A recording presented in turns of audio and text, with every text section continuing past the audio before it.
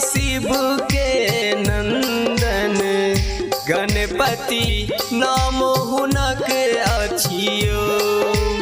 गौरी सुतिया शिव के नंदन गणपति नाम हुनक अछियो।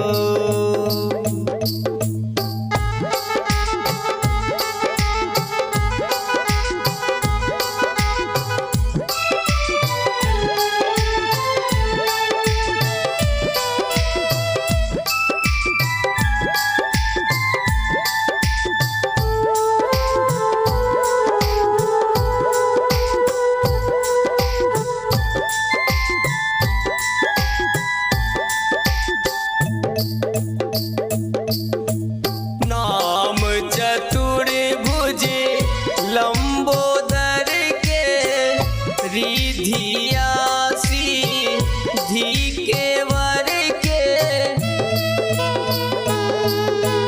नाम चतुर्भुज लंबोदर के रिधिया सिद्धि के वर के धाम हुनक अछियो। कलश में धाम हुनक अछियो। गौरी सुतिया शिव के नंदन गणपति नाम हुनक अछियो। सबसँ पहिने जिनक होय वंदन गणपति नाम हुनक अछियो।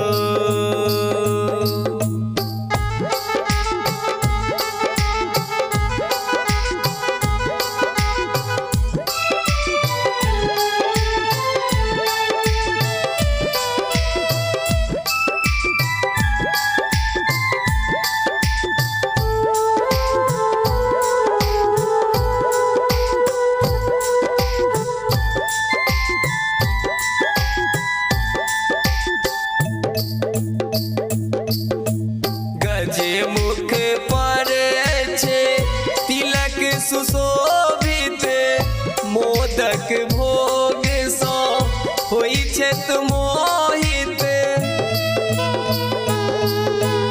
गजे मुख पर छे तिलक सुशोभित मोदक भोग सँ होइ छथि मोहित।